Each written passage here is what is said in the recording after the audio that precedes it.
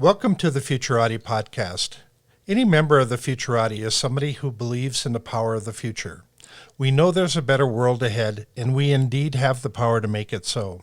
In our podcast, we talk to the best minds in the world about the most urgent problems facing mankind today, and we hope you learn as much from them as we do. I'm Thomas Fry, a professional futurist and keynote speaker. And I'm Trent Fowler, a machine learning engineer and author. Thank you for joining us.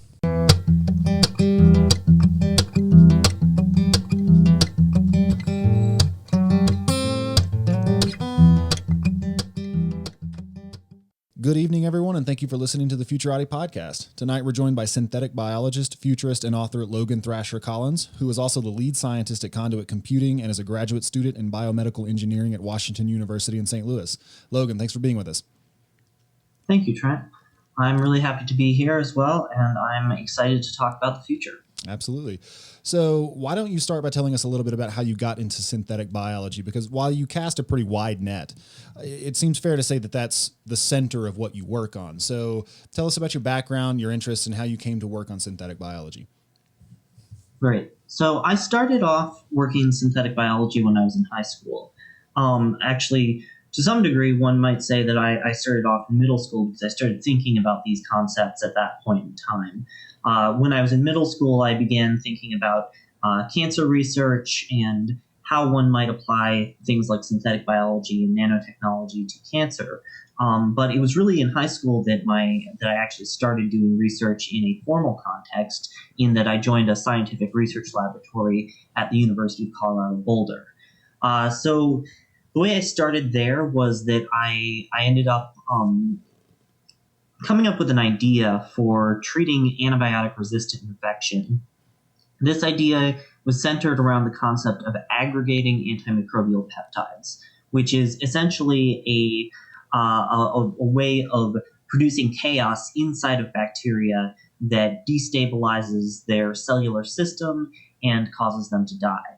And so essentially, I started developing this concept. I joined a research laboratory with my idea, and I began doing research. I first gained a proof of concept result my sophomore year of high school after I designed a de novo antimicrobial peptide which aggregated, disrupted bacterial homeostasis, and killed target bacteria. And then beyond that, I began working on expanding this concept. I developed a bacterial conjugation-based delivery system. Bacterial conjugation is a process by which one bacterium will transfer DNA to another bacterium through a intercellular junction. And so I took advantage of this process, again focusing on this theme of synthetic biology, and engineered it to transfer my gene, the gene that was designed to produce this antimicrobial peptide, from donor bacteria to recipients. And the way that I was able to prevent the donors from producing the peptide and harming themselves was that I was able to essentially make the gene dormant in the donor bacteria and active in the recipient bacteria by using what's called a recipient-specific promoter. And I won't go into the details of how that functions for the sake of not spiraling into ever deeper details on the technicalities of the project. But suffice to say that it allows for targeting of the desired bacterial strain that you want to kill. So that was really my birth into the synthetic biology world. During undergrad, I gathered further data on that research, made it more rigorous, made sure that it was working the way that it was intended to, and so on and so forth. And then I eventually published a paper in the journal ACS Biochemistry on the research. So that was really how I got into synthetic biology. From there, I expanded. I started working in neuroscience as well, but I maintained sort of this synthetic biology, nanotechnology theme throughout, in that I was designing, I was actually working on mapping the brain for the purpose of trying to develop, at the very least, an early stage platform for uncovering how the brain works in greater detail through the mapping of neuronal morphology and connectivity. And the way that I was doing this was, like I said, again, applying this synthetic biology theme, this nanotechnology theme, and bringing together antibodies and gold nanoparticles as a way of creating a targeted contrast agent for X-ray microtomography of brain tissue. Basically, what that means is just that I was using nanotechnology and synthetic biology to design a way of imaging brain tissue at a very high resolution and very quickly, so that it could be better mapped for the purpose of uncovering more about how we work, who we are, and how we might engineer ourselves. So your motivations for doing this, you were trying to solve specific problems, I would assume. Were you driven by specific problems that were kind of in the background there? Yes. So with regards to the neuroscience research, I definitely did have sort of multiple stages in mind. And I'm not currently working in neuroscience, but I intend to come back to it at some point later. But as to your question regarding the problems that I was trying to approach, there's sort of two separate stages to that, because there's the short-term problems and then there's the very long-term problems. And I was focusing on both. I was trying to create a general experimental platform to address both of these short-term and these long-term problems. In the short term, this could be used to address challenges of neurodegenerative disease, mental illness, neural circuits that may be useful for constructing biomimetic robotics, and for perhaps inspiring artificial intelligence algorithms that may be able to better mimic what the brain does. So it is a wide array of problems. In the very long term, I'm interested in computational neuroscience that may be able to take advantage of this type of brain mapping, this connectomics, and utilize it to actually create whole brain emulations, probably first of insects and then of mammals, which would be able to, at a much more integrative level, address the challenges of neuroscience, in that you would have this platform to essentially mimic what a brain does using an alternate substrate. And of course, this also has some implications for some more out there kinds of things, such as creating artificial intelligence that so closely mimics humans that it is able to perhaps even create copies of individual people. And obviously, this comes with some implications which lead to complex ethical questions. I actually wrote a science fiction story, which was recently published in a magazine called The Centropic Oracle, which published it in both text and audio form.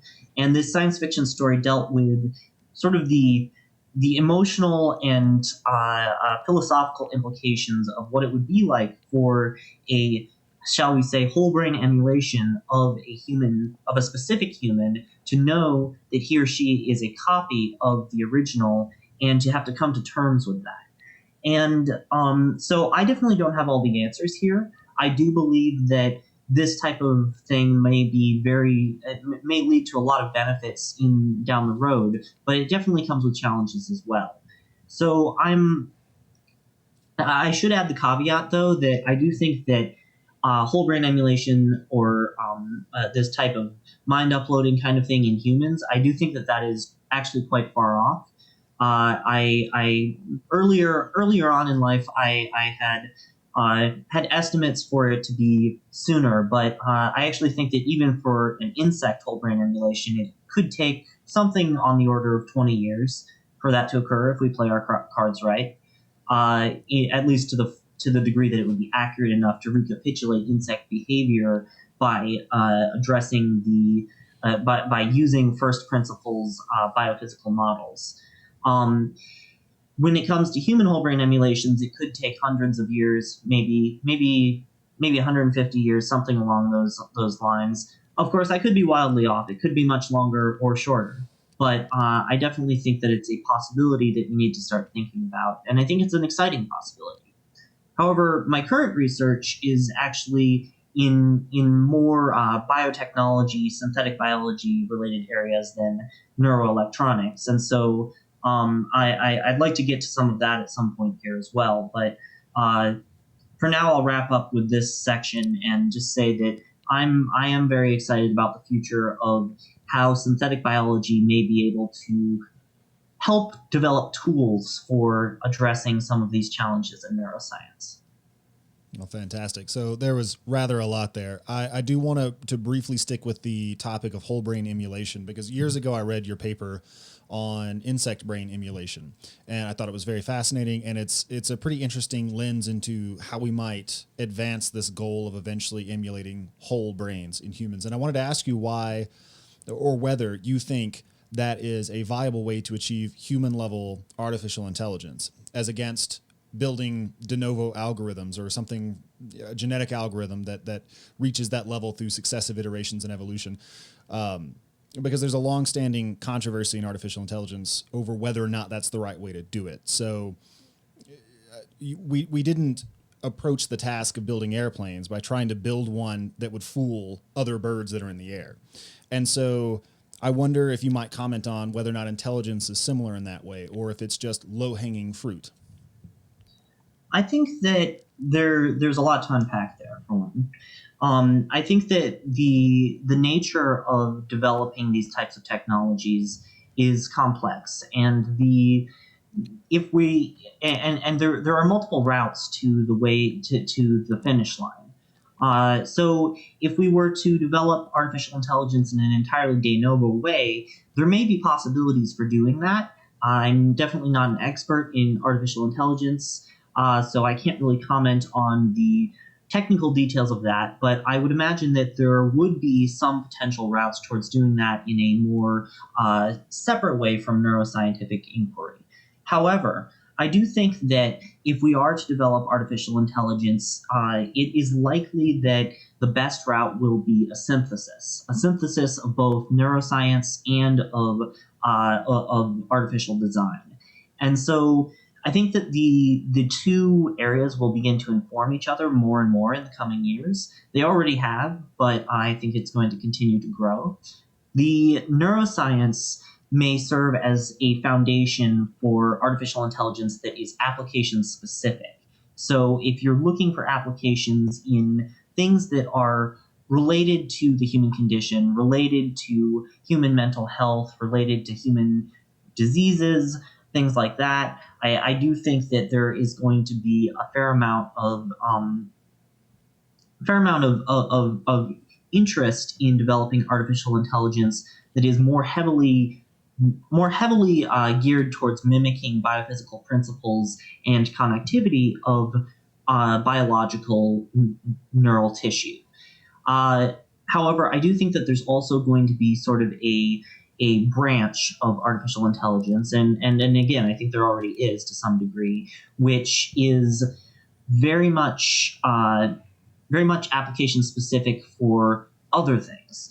And this branch may be a more de novo approach to artificial intelligence. It may generate things that are more like savants, some type of intellectual construct which is capable of performing a certain task very effectively, but not necessarily exhibiting the agility and flexibility that we come to associate with biological intelligence.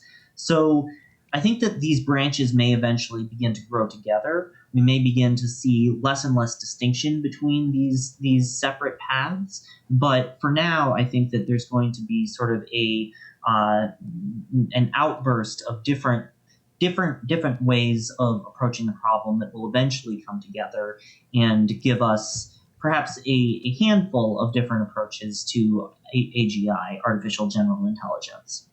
Fantastic. You mentioned that there are a number of kind of thorny philosophical issues that go with this territory. I wonder if you have any thoughts on how you can distinguish a physical system that is conscious from one that's not. We don't have a meter we can wave over it. So how is it that we go about testing something for the possibility of being conscious and then bringing to bear the ethical considerations that we have and how we should treat it and what rights it should be granted? That's an excellent question, and I definitely have thought about this a fair amount. So I'll start with the testing because this is a very challenging thing. People don't really, at this point, have a whole lot of routes towards determining whether consciousness is associated with some system that they want to examine. And I definitely think that it is challenging. However, I have had some ideas for ways of potentially, at least partially, gaining quantitative evidence of the consciousness of a artificial system. And I'll get to my personal philosophy on consciousness after this, but I think that the best way to test whether an artificial system, some substrate, be it a classical computational system which uses digital logic and is emulating a brain using multi-compartmental Hodgkin-Huxley type models, or whether it's some sort of advanced computational system that uses memristors and some kind of neuromorphic alternative circuit architecture. Regardless of the substrate, I think that the best way to test for consciousness is to incorporate an implant into a human being and to ask the human if they are experiencing some sort of conscious experience that's associated with the type of processing that the implant is doing. And there's actually some interesting research on this already. Theodore Berger is working on a hippocampal prosthesis, which has already undergone some clinical testing and has shown some success in restoring memory in humans, in addition to animal models previously. And I think that this is perhaps our best indication yet that it is possible for a synthetic system to take on consciousness. However, there still are some confounding factors. One might say, well, this system is simply stimulating this part of the brain and leading to consciousness in the sense that it's an indirect form of experience, in that it's interacting with the wetware. The hardware is interacting with the wetware and causing the wetware to have an experience. It's not that the hardware itself is having an experience. But I do think that there may be ways to more closely interweave electronics with neural tissue. There's a lot of research into nanotechnology-based neural interfaces, and the deeper we go into developing these types of electronics that are these types of electronics and these types of interfaces that are able to more seamlessly integrate with neural tissue, I think the more we'll have good evidence for whether or not a certain system is able to experience consciousness. However, or not however, actually, so I'll move on now to my sort of my personal take on what consciousness is. And I want to preface this with the note that it is entirely speculative, and I do have some information. I do have reason to believe it in that I've made deductions and so on and so forth, but I don't have hard data on this, and so I'm not going to say that I have solved the secret of consciousness simply by doing armchair philosophy. So, but without further ado, I think that panpsychism is actually a reasonably likely explanation for the existence of consciousness in the universe. I think that their consciousness is likely a material phenomenon which is inseparable from the material events in the universe. It is something that is intrinsic to matter, similar to mass or charge, and it is something that can be associated with systems in the same way that a cloud of electrons may exhibit some certain charge pattern, some charge distribution in 3 dimensions. A cloud of matter may also exhibit some sort of fundamental conscious property. And I'm not saying that we can necessarily explain this any more than we can explain mass or charge, but I do think that consciousness exists in the physical universe because, to the best of our knowledge, the physical universe is all that there is. If something was not physical and it existed, it would be physical by definition, at least in my opinion. And so I think that the most likely explanation for consciousness is that it's not some separate dualistic entity that exists in some dimension outside the universe and becomes tied to physical objects. It actually is physical objects. It is something that is an intrinsic part of physical objects, and therefore everything is conscious, at least to some degree. Now, of course, something like a rock might have a very, very primitive level of consciousness that we wouldn't really recognize as consciousness, in the sense that we don't really think of that primitive of a level of experience as being similar to our own, but it still would have some primitive level of experience. And the way that this might happen, just to illustrate, is that let's say that one side of the rock is being hit by a ray of sunlight, and this is exciting some of the atomic lattices in the rock, and then the energy propagates through the rock. There are heterogeneities in the rock's structure, and these heterogeneities precisely determine where the heat diffuses. And then on the shady side of the rock, the heat will come out of the other end of the rock in this shade, and it will come out in a distribution which is precisely determined by the rock's internal structure. This would be the parallel to a brain. And of course, as mentioned, the rock is very primitive, but it's still doing information processing. It's still a physical part of the universe, and therefore I think that it may exhibit some sort of conscious experience. So there are a couple of different things that I want to grapple with there in what you just laid out. So you claim that consciousness is a constituent part of the universe all the way down, right? So even something like an electron or a quark would have a very primitive form of consciousness. In your rock example, it sounded like you were laying some of the explanatory burden on the existence of consciousness on the information processing happening as heat diffuses throughout the rock. So I wonder if it's actually the case that consciousness is a constituent part of the universe, or if it emerges from some kind of information processing, however simplistic. Could you be a little bit more specific on that point? Yes. So I think that there is definitely a case to be made for emergence of conscious experiences from the interaction of more fundamental constituents. I do think that there is some sort of quanta, or at the very least some sort of level of consciousness associated even with very, very simple systems, perhaps even subatomic systems. But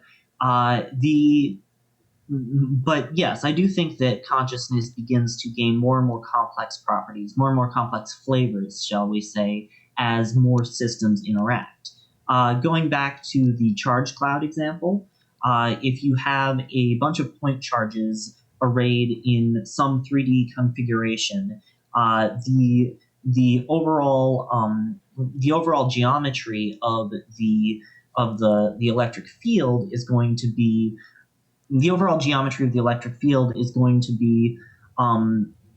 more complex than the geometry of a single point charge's electric field, which would just be a sphere that decreases in intensity as distance or with radius.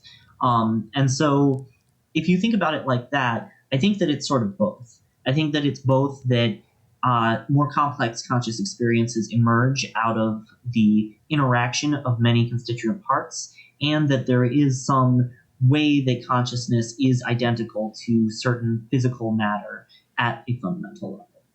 So I'm curious if it's the case that human consciousness emerges out of the information processing of the brain, why I am not able to introspect on some of the experiences of the more primitive parts of that system. Like, why do I not know what my neurons feel, or even that neurons are involved in this at all?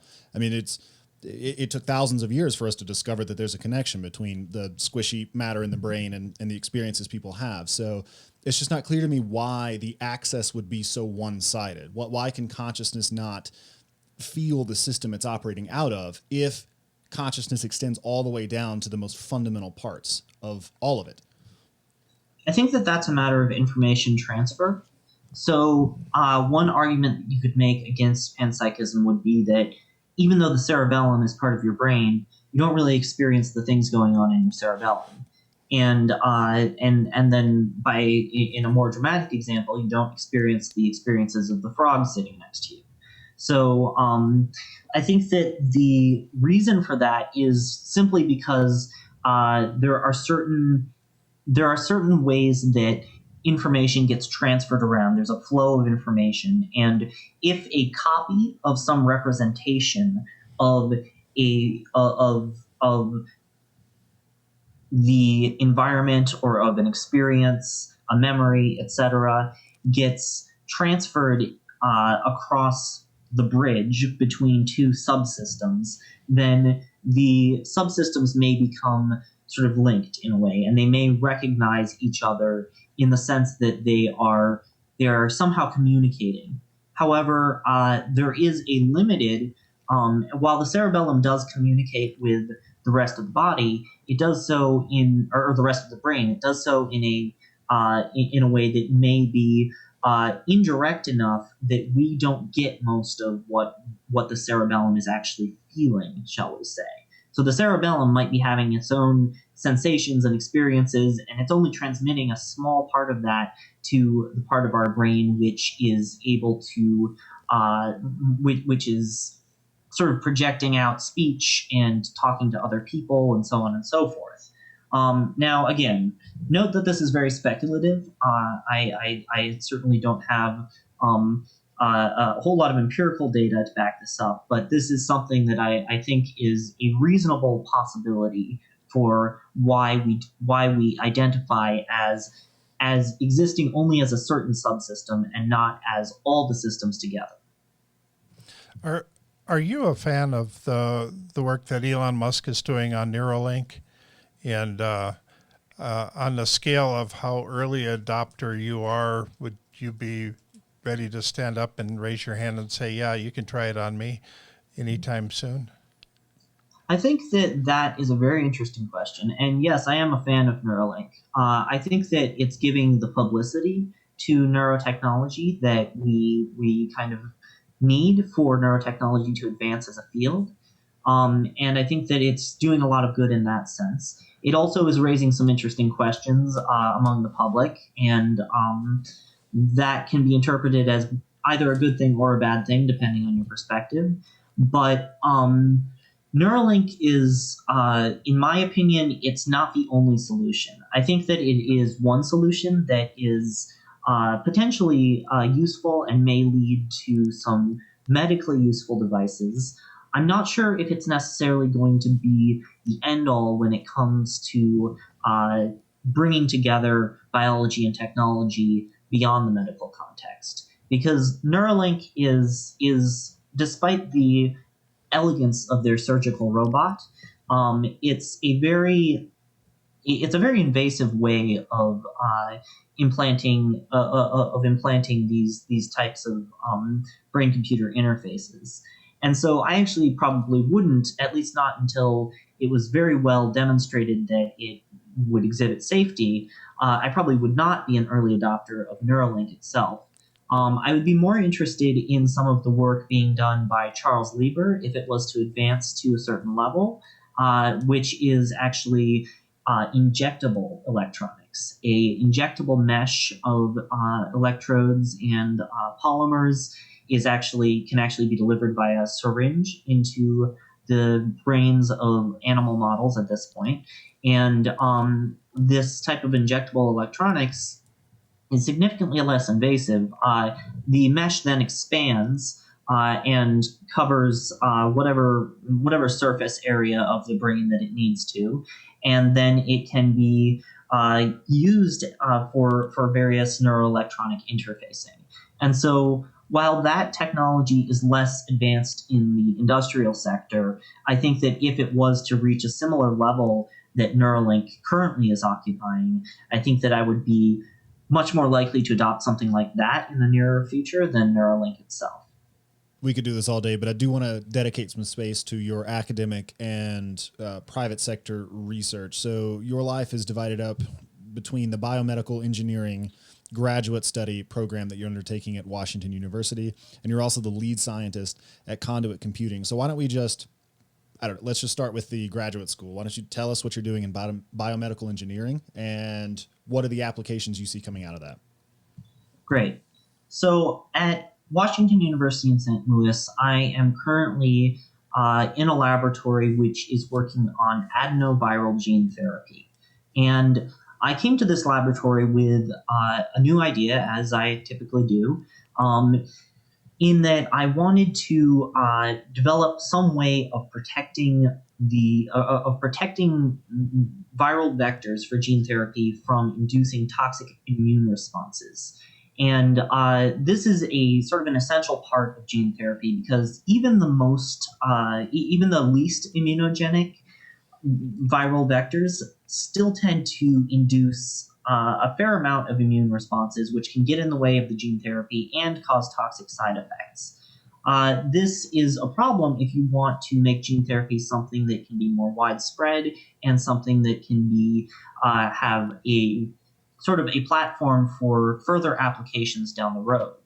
Now, adenoviral gene therapy is interesting because it's not as advanced in the industrial sector as adeno-associated virus as a vector, but this type of gene therapy actually may exhibit greater promise for CRISPR-mediated editing of the human genome, which could lead to a whole panoply of possibilities. However, adenovirus is, although it may be better suited to carrying CRISPR systems, it is unfortunately highly immunogenic, even compared to other viral vectors that are typically used. So what I'm doing is I'm developing a way of creating a dynamic nanostructured shell around the adenovirus, which will allow it to expose just the tips of its spike fibers, which allow it to interact with cellular receptors, but will cover most of the immunogenic surface. This shell also will have, hopefully, will have the property of being able to disassemble upon being endocytosized by cells, which basically means once it's taken up into a cell, it will automatically fall apart, allowing the adenovirus to be trafficked to the nucleus and to deliver its genetic material. This is this platform. I'm not going to say exactly how I'm doing it for IP reasons, but I'm just describing sort of how it's constructed. I am using a biologically derived system to accomplish this sort of nanostructured dynamic shell. And so that goes back to the theme of synthetic biology, in that I'm always using these biological structures and integrating them into synthetic systems in order to achieve aims in the biomedical or biotechnological sectors. And so I'm really excited about this. This, of course, is still an early stage project. I actually just started working on it in January. And so I should note that I'm still in the early stages of it, but I definitely think it has a lot of promise. And if I'm able to create this nanotechnological / synthetic biology delivery system for adenovirus, which will sort of supplement the adenovirus itself in that it will mitigate the immunogenicity of the adenovirus, I think that could serve as a platform for allowing more extensive genetic engineering in humans down the road. Well, let's talk a little bit about that. So you said you can't get too much into the manufacturing of it, which was the next question I was going to ask you. So in terms of applications, what could this payload delivery system enable for genetic engineering or anything else? Once again, in the near term, there's both a near term and a far term here. So in the near term, it could address a variety of inherited diseases, potentially cancers, and potentially even a few diseases that are essentially easy to treat by simple genetic modifications. So this is the near term. So it could address a variety of medical concerns where the disease in question has one gene that's wrong or a few genes that are wrong and need to be essentially fixed by the delivery of adenoviral vectors. It could also help to improve the delivery of adenoviral vectors to cancerous tissue. And this is an area called oncolytic gene therapy, in which a viral vector delivers genes specifically to cancer, which can basically destroy the cancer in a targeted fashion.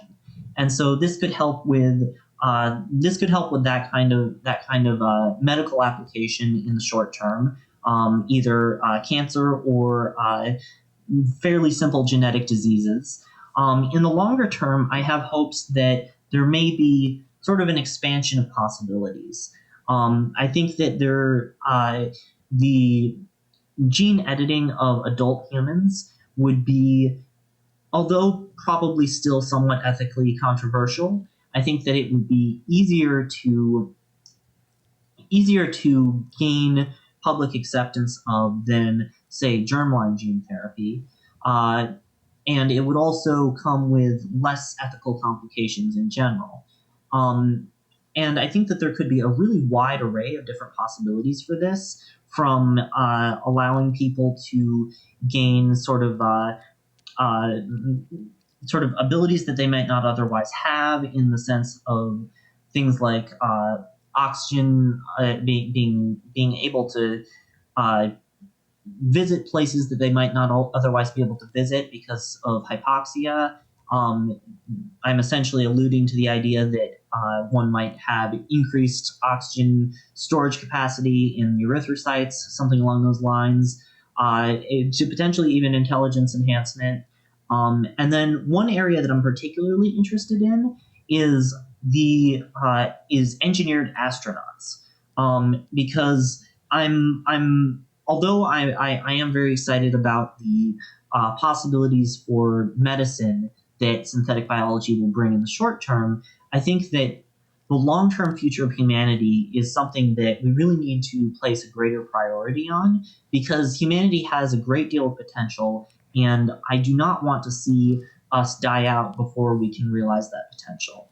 And so in order to preserve the human species, I want to see ways of us exploring other worlds, colonizing other worlds, and this could be the process of this could be made easier and faster, cheaper, etc. by introducing genetic modifications to astronauts or space colonists, if you will, who are going to go to space. Things like radiation resistance, not needing as frequent of food, potentially better metabolism, etc. Things like better tolerance for hypoxic conditions could actually be useful in space as well, and so on and so forth.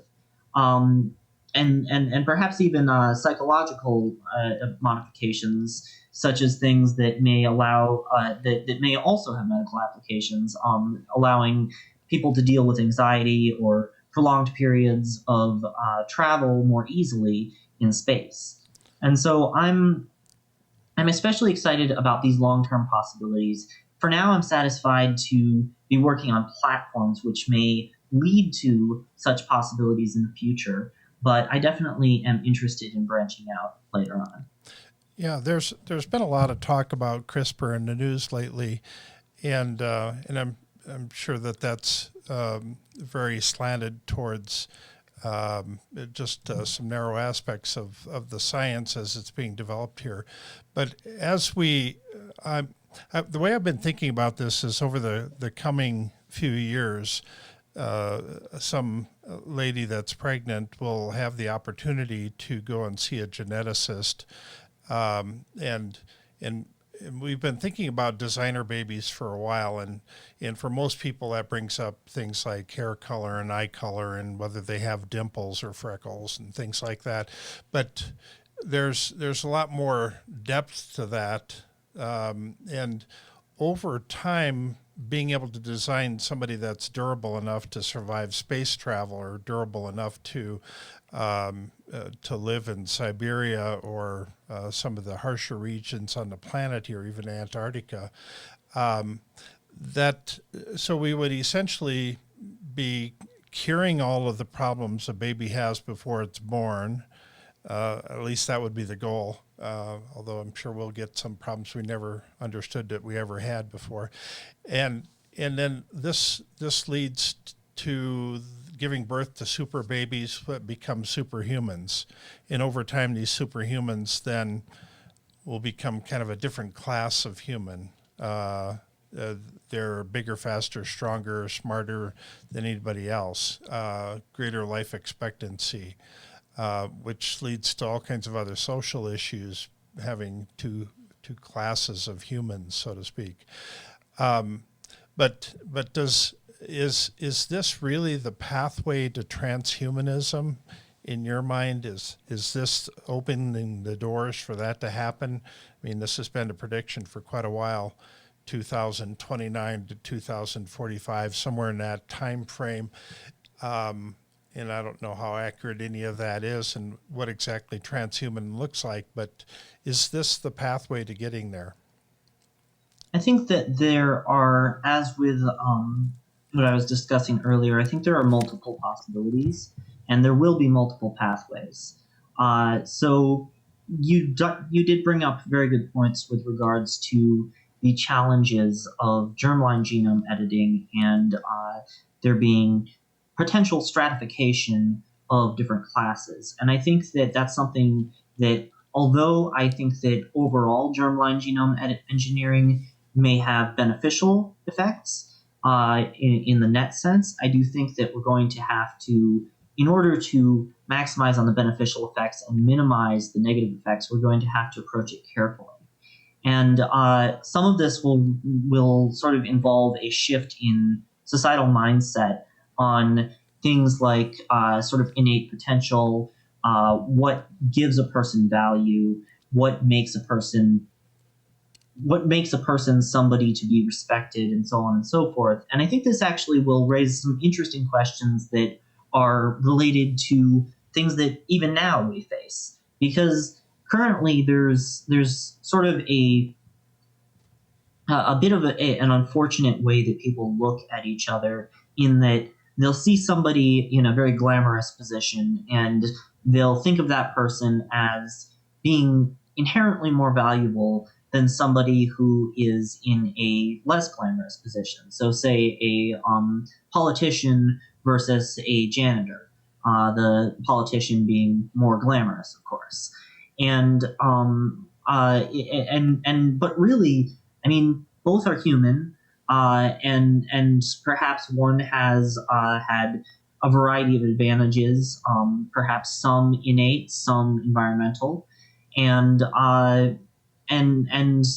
things have just played out the way they've played out.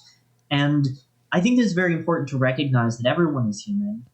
Even people who are genetically different from us are human. And even if we're radically genetically different, there would still be enough of a rootedness in the human that we really shouldn't consider one person as inherently more valuable than another simply because that person possesses certain talents, certain perhaps genetically conferred talents, perhaps talents conferred by opportunities in education, etc. Because, I mean, I know we're discussing transhumans here, but placing transhumans under the broader umbrella of human or human-like, we're all human or human-like. Yeah, And the last time I was at a Lamborghini dealership, I got mad at them because they were discriminating against poor people. I didn't think that was fair. well, I mean, there's sort of a difference in what you're saying, which is the opportunity to obtain some sort of material gain versus how an individual is regarded by society.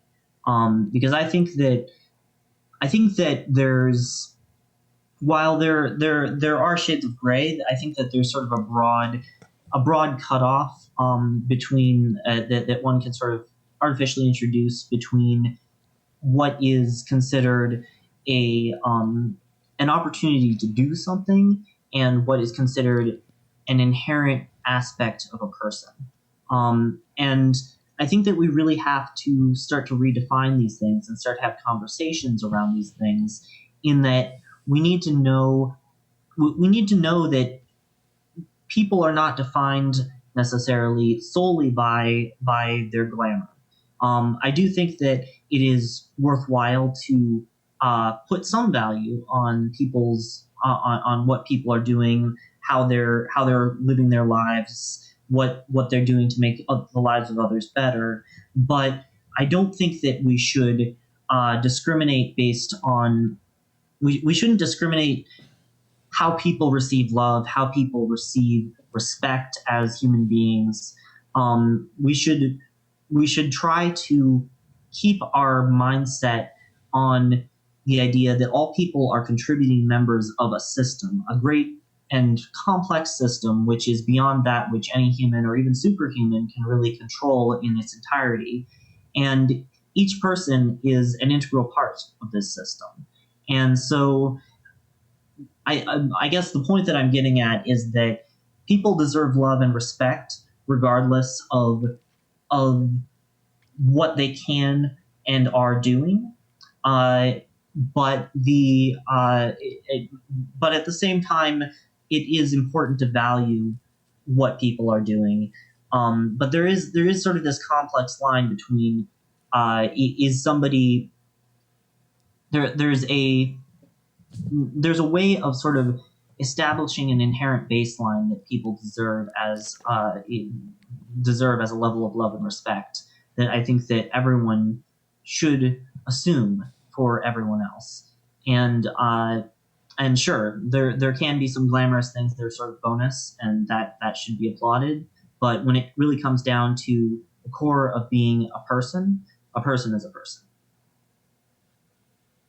Yeah, so I think what you're pointing at economically is what's known as the Law of Comparative Advantage, which is that we're better off specializing, even if some of it, like even if a person were better at everything across the board, there's some sort of superhuman. It still makes sense for them to specialize in certain things and for everyone else to contribute where they can. And thereby we are all sort of enriched by mutually dividing up the labor, engaging in specialization, and then trading the fruits of our efforts. I am sort of curious as to how you would tackle the issue of one strata of human breaking away from the others, even if it's the case that those superhumans believe that everyone deserves love and respect. At a certain point, when the gap gets big enough, it's more like the love and respect you would feel for a pet that you really like, as opposed to a peer or somebody that can meaningfully contribute. And I don't mean somebody with slight tweaks to their baseline abilities. I mean someone that's uploaded into a computer and running thousands of times faster than a baseline human. So do you have any concerns over how that dynamic might play out? I do have some concerns over that. I think that overall, one of the benefits of gradual advancement, and by gradual, I don't mean that it's not happening very fast, but I mean that it's not happening instantaneously. One of the benefits of, shall we say, non-instantaneous advancement is that these things don't happen in a bubble. They happen incrementally. And sure, some increments are bigger than others, but the way that a advancement would sort of the way that human enhancements will likely evolve over time is not going to be a single giant jump which leaves everyone else in the dust. It's going to be a series of steps that are sort of bringing little bits and pieces together, making one part better, making another part better. Some people might not have access to it initially, but then over time, more and more access will happen, and there will be less of a gap because everyone's going to be sort of climbing these steps together. Some slightly slower than others, but we're all sort of scaling the pyramid, shall we say? And I think that this sort of incremental or semi-incremental advancement will actually serve as a factor which mitigates the stratification which may happen.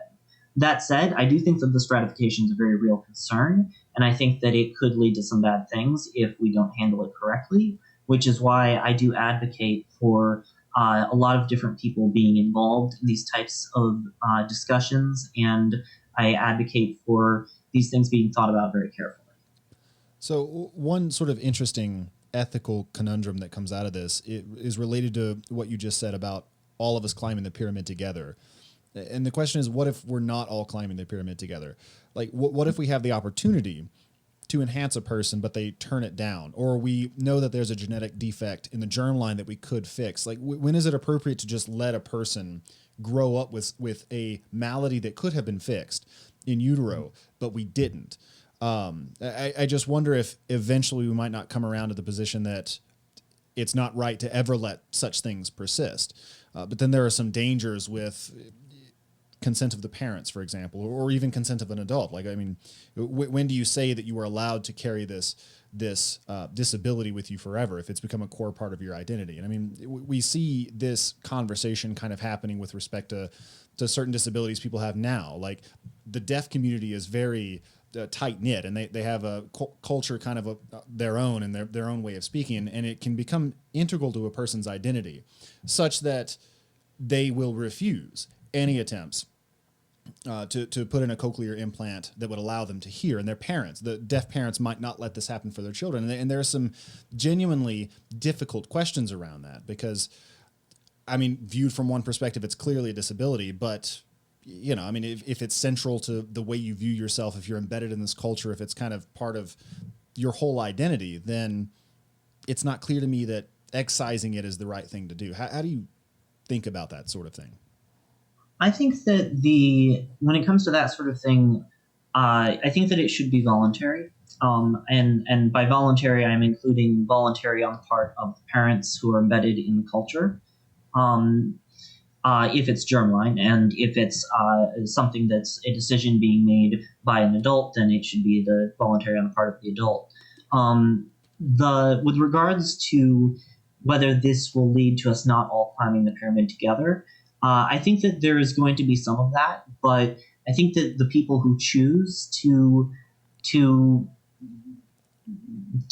turn down certain enhancements, I think that those people we will need to be careful to still establish a mutual relationship with those people that is respectful and does not lead to sort of looking down on them.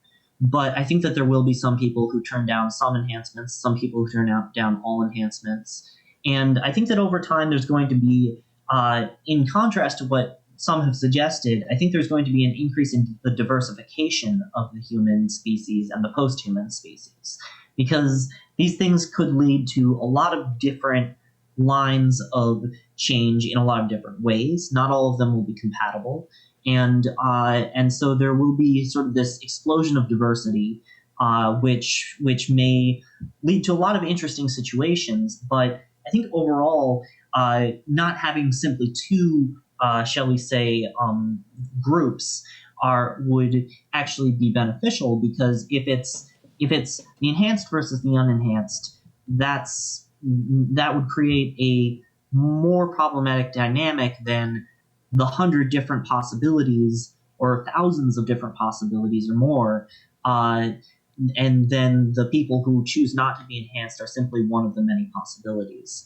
And so I think that I think that in some ways echoes our biological evolution, in that the biological world is very adaptable, it is very diverse, and there are a lot of different niches that different biological adaptations can fit into. And so I think that when it comes to genetic enhancement, the diversification may be a key player in making these things work in a way that is sort of dynamic and ever changing, and sort of allows for people to discover identity and to explore identity in ways that they might not otherwise have been able to, while simultaneously not as much alienating those who choose to pursue a different path. So there's a lot of things that are being worked on right now, and we always get into this issue of whether it'll ever be possible or not. But when it comes to things like if somebody has their leg cut off, regrowing that leg, like some of the lizards do right now, do you think that's possible, and how long away do you think that will be?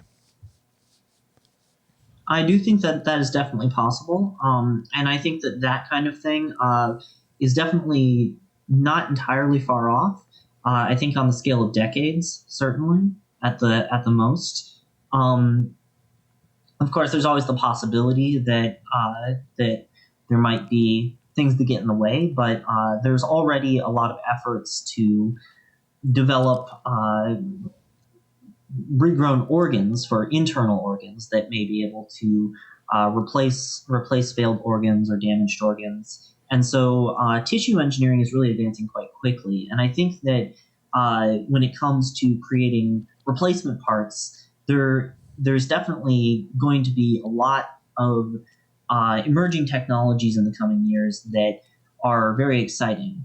Now, tissue engineering is not my central field, of course, but I do think that from what I've seen and what I've read in the literature, that this is definitely a real possibility that within the next decade or two, we might start seeing replacement parts for pieces of the human body. So do you see human aging as being something that's curable, and how long off is that? So that brings up a very interesting point, because I think that human aging, yes, I think that it is something that is likely to be, if not curable, at the very least, highly mitigatable. And I think that how far off that is kind of depends on it. To what degree you're going to be mitigating it. If we're talking about fairly minor life extension, 5 to 10 years, I mean that could be within our reach in the next few years, even. Depending on the person. However, that may experience a great deal of noise, and therefore it might not be the most reliable way to extend one's life. I know that there are certain drugs that have been shown to have beneficial effects in animal models, at least, and in helping with aging-related symptoms and alleviating them, thereby making the animals more robust. But when it comes to really dramatic extensions of life expectancy, I think that is something that may or may not come in a reasonable time frame. I think that it really kind of depends on how we approach it, how much funding gets poured into it, and this actually brings up sort of a more general point that I think is going to be very pertinent in that if we want to re-engineer the human body, I think that we're going to have to really look at the synthesis between a lot of different fields, and we're going to have to systematically unite them in such a way that they're able to deconstruct a very complex system, the human body, and identify how it works in a more holistic manner, so that we can better approach predictive engineering of the human body and have models that will be able to predict what may happen in a much more accurate fashion than they would be otherwise. So this is actually something that I wrote about on my blog in a essay on the future of biotechnology. And I think that there's going to be sort of a confluence of hardware, software, and wetware, or an experiment. And at least in the study of systems biology, which is sort of the way of, in a much more high throughput manner, dissecting biological systems and understanding how all the different parts fit together. And so, in order for systems biology to attack the problem of the human body, at least in the manner which would be sufficient to begin to really make dramatic strides in the engineering of the human body in ways that would do things like extend the lifespan dramatically, I think that we're going to, and I think we're already on the way to this, but I definitely think we're going to have to capitalize upon these things. There's going to be hopefully a great increase in the prevalence of high throughput experimental ways of collecting data. So collecting tons and tons of data. And this is the first component.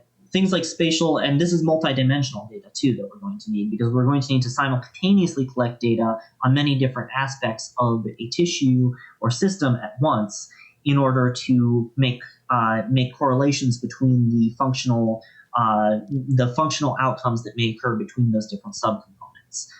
Spatial transcriptomics is a technology which allows for the mapping of RNAs in a tissue or cell in a fashion that is very high throughput, high resolution in many cases, and is able to simultaneously establish spatial context, morphology, potentially even there are ways of integrating it with ways of seeing where proteins are as well. And it's just this really versatile technology. And so things like that, that's just one example, but being able to collect really high dimensional, really high throughput data on cells, tissues, organs, etc., is going to be sort of the first key step in understanding how the body works in mammalian systems and human systems in a way that will allow us to engineer it down the road. The next step is going to be, what do we do with all that data? Because it's going to be a lot of data. It's not going to be something that you can just look at and see, oh, this is how it works. We're going to need to take advantage of sort of the revolution in weak artificial intelligence. That is not like human-like artificial intelligence, but artificial intelligence which is very good at learning patterns and from data. And we're going to want to take advantage of the incredible ability for AI to learn patterns from data, and we're going to want to develop a lot of tools and methodologies to adapt that to these vast amounts of biological data. Then after we extract insights from biological data using these artificial intelligence tools, there's going to be and other tools as well, but AI is probably going to be one of the central ones, particularly machine learning, but also other areas. I think that we're going to want to take advantage of the what's called integrative simulations. And integrative simulations are when you try to reconstruct a system in silico in as much detail as you can, and then once you have that system, a virtual model of that system in silico built from physical principles, predict what's going to happen. And this can happen at different scales, different levels of detail in the physical principles you're drawing from. But one way you can do it is called molecular dynamics simulation, and that's actually something that I'm working on in SARS-CoV-2 research at Conduit. Molecular dynamics simulation allows you to predict the forces between atoms and how they're going to wiggle around and interact with each other. And there are obviously some limitations to this, but we're getting better and better at it. There's also kinetic simulations, which draw from rates between reactions. And these types of simulations could allow for the modeling of much larger systems than a molecular dynamics simulation could. And so the point with these examples is that we're trying to establish ways of predicting how biological systems will behave in a more reliable manner than we currently can. And this will require first the data, then the insights, then the models. And underlying this, underlying the software component is going to be computational hardware. And there's going to be a lot of advances coming in that, in areas ranging from neuromorphic computing to quantum computing to simple scaling up of classical computing. And I'm already seeing a lot of exciting developments there. I can't say that I'm necessarily well versed in the hardware area, but I do sort of have a bird's eye picture of it, and I can see a lot of developments coming there that seem very promising and may support a lot of the software which will be necessary to interpret and model biological systems such that they can be engineered later on. So we went down this whole fork in the conversation asking you about your work in grad school. So why don't we circle back around and talk about what you're doing with industry, specifically with Conduit Computing, which involves trying to model the dynamics of SARS-CoV-2 and the way it evolves. So can you just tell us a little bit about what that's like? You're the lead scientist there. What does that role entail? What's your day-to-day research involve? Just kind of paint a picture for us. Yeah, so at Conduit, where I'm lead scientist, I'm doing some very exciting work on coronavirus, and there's sort of two different projects that I'm working on, and one of them is significantly farther down the road. The second one is earlier stage, but also very exciting. And I'll start with the first one, which is what you mentioned, the simulation of sort of how the coronavirus comes together. And the way that this, basically what we're doing there is we're simulating, using molecular dynamics simulations, as I described previously, we're simulating the movement of proteins that are encoded by the coronavirus, structural proteins in the membrane of one of the intracellular organelles that the coronavirus buds into. Basically, what we're doing is we're simulating a small part of a process called envelope assembly, which is how the coronavirus forms more of itself, specifically in the sense of forming the spherical particles that you see in the images of the coronavirus. And this entails interactions between the proteins and the membrane of what's called the ER-Golgi intermediate compartment, which is the intracellular organelle that I mentioned. The way that it works is that the coronavirus pushes that membrane up and around its genome and then forms little droplets that later become coronavirus particles.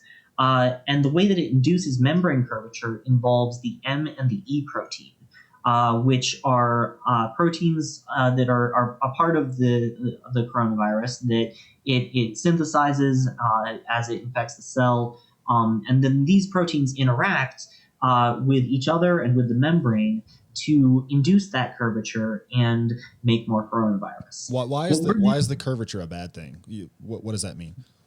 So the curvature is how the coronavirus actually forms its particles, because in order for the coronavirus to package its genome, it has to wrap the membrane around the RNA with the N protein and all of that, the nucleocapsid. It has to wrap the membrane around that, and if it can't do that, then it can't bud, it can't form more coronavirus, and it can't go on and infect more cells.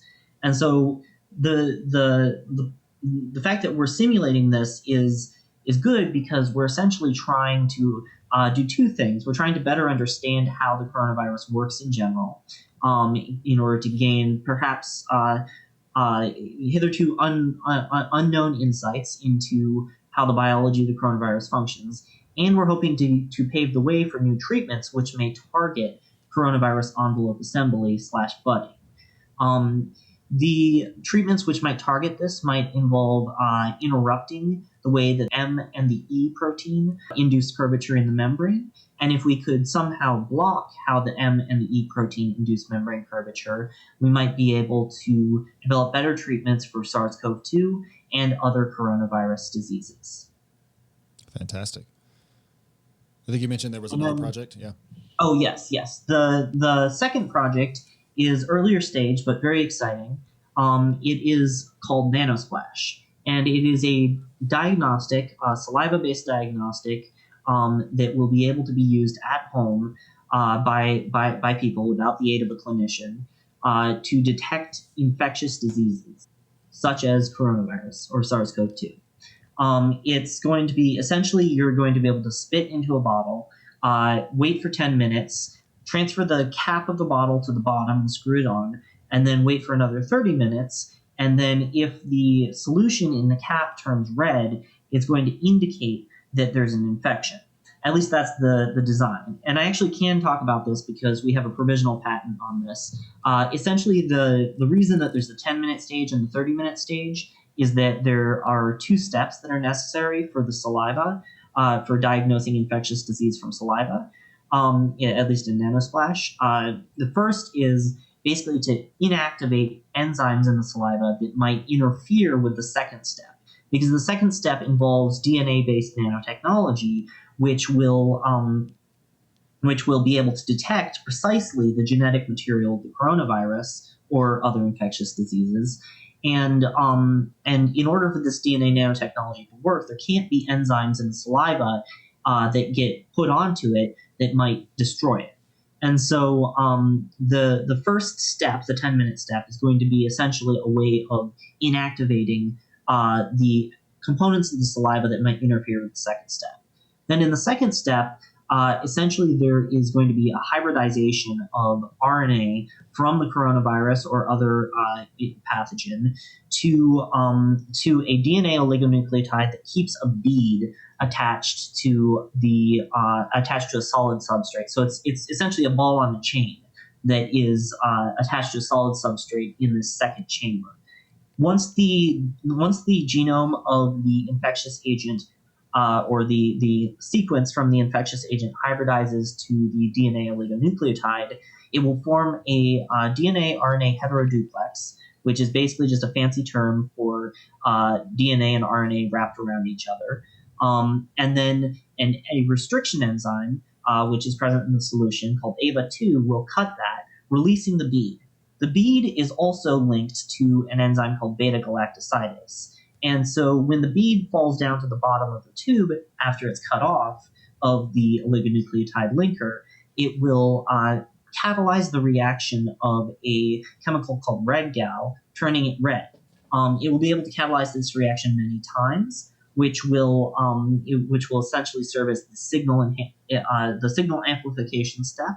And in this way, it will show you a visible to the naked eye indication that yes, the infectious material is present because the bead was popped off and went down to the bottom of the tube, and so on and so forth.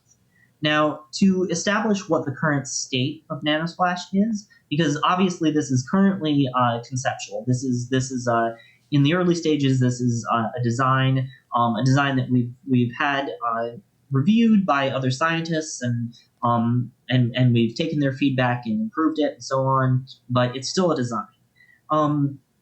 Currently what Conduit is doing is we're raising funding, we're interacting with a lot of different entities, we're reaching out to investors, etc., because we don't have a wet lab. And so in order to develop Nanosplash, we're going to need a laboratory which can do the experimental work and construct the system and make sure that it actually functions biochemically in the way that it should. And to do this, we're planning on partnering with a company called Avamine.